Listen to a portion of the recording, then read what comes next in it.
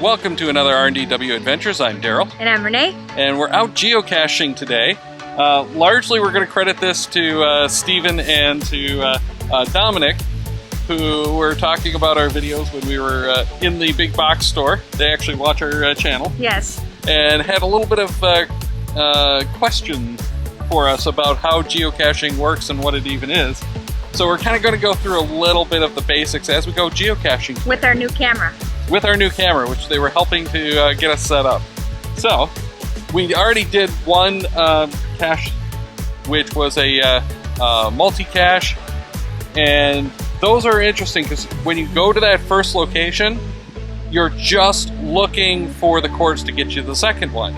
So in this case, it was on one of the guide wires that holds up the power pole. But the final, it was just a few steps away, so we got the log signed over there. And now we're going to start with a Where I Go and see if we can't get that done. So for the Where I Goes, you actually need to use a different app. On iOS, there is a full official Where I Go app. On Android, you don't have quite that luck.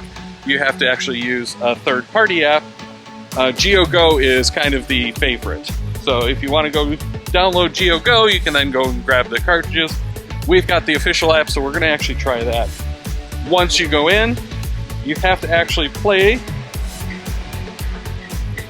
and start the game. So we've answered a series of questions about the park. Here's one of the problems with Where I Goes. In some of the cases, we had to make guesses because the actual stuff has gone. But this one doesn't give us the chords, which some will do. This one does not. So we're off based on the information on screen to find the final. One of the reasons that we picked this park is I actually had a letterbox that I had already done. So it was just coming out to do the final, because when I did it, the final was underwater.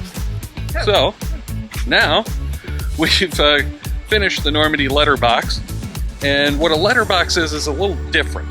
It's kind of a story problem to get to the cache. So you'll have a bunch of information. This one's more like a puzzle cache. But we did manage to find it, sign the log, and now it's time to move on. So real quick rundown of some of the basic cache types. The traditional cache is what you're going to find most of. That's just pretty much go to the location, find the box, sign the log. It could be anything from like a nano to a flat pack, you know, really, really small, up through. There are some that are actually like sheds. So all kinds of weird things. You don't really know what to expect, but it's pretty easy. Go to the spot and stop. Then we get the multi-caches, like the first one we did today. You have to go somewhere, figure out the course to the next location, and it could be a lot more than just 2 locations. I've done some that I think are in the like 20s, so tons and tons. My favorite type of cache is actually the virtuals. Those are grandfathered, but they did do a couple of virtual rewards so that people could actually place new ones. Then there's no physical container. You're going and you're answering some questions. Those are similar to Earth caches. And Earth caches, you're learning something about geology.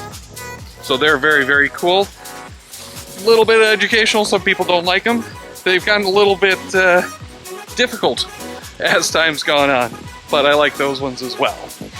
Along the same lines as the virtuals and the Earth caches are the adventure labs, and we have a lot of fun with those. You're finding out some real information. Sometimes you're going on a walking tour, sometimes it's driving. We've placed a couple of those. There's no actual cache container. You just answer the questions along the way, and they're really a lot of fun. I love those. You also need to use a separate app to make it work, but it logs as a geocache, or 5 for each one. They are a lot of fun. I also really like the letterboxes because those tell a story. Sometimes it's a real story, sometimes it's a made-up story, but you're going along the story in order to find the final. The other thing that I really love about that is usually, not always, but usually when you sign that log, you actually sign it with a stamp.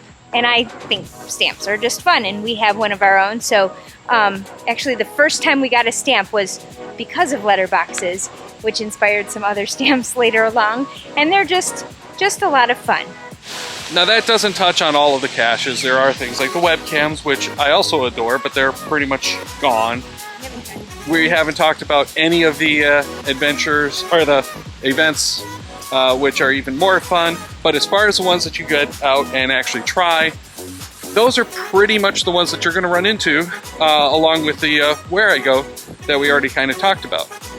So if you're starting out, you can grab the official geocaching app. We call it the Geocaching app, off of the App Store for Android or iOS. Sign up for an account and go after those traditionals. That's really what you want to do, is hunt for those easy traditionals. And the way that you know that that's easy is by the terrain and difficulty ratings. So as you're starting out, pay attention to those as well. Something like a 1.5 on each is a really good place to start. Another thing I learned today, side note, don't cache in Birkenstocks. Not fun. Yeah, that's a good point, because if you're not well prepared, your geocaching trip is never fun. Always make sure to wear appropriate footwear, appropriate jackets if it's, and things like long pants instead of shorts are nice, because you'll be going through some pricker bushes sometimes. Sometimes they stick to your skin, sometimes they stick to your clothes. Always be prepared. If you're not wearing it, have an extra in the trunk. Yeah, and we'll probably go into a more advanced, I shouldn't say advanced, but more in-depth look at geocaching at some point in the near future. But this was prompted by a couple of our viewers that saw the geocaching videos and didn't really know what they were doing. So we wanted to give you guys a quick look at what that is. And I didn't dress accordingly because I didn't know we were doing this until we were. Right, and today it's an errand day. We're off to a birthday party for someone under 10, we'll say. So we're not really prepared for this kind of caching, but we also wanted to give the new camera a try. Whether this makes it out or not, we're not really sure. But if it does, go ahead and click on the channel icon over there so that you too can subscribe and hit that notify button to get all of the new videos as they drop. Then on the other side, if you want to check out more on the geocaching, we'll have a link to a playlist down there.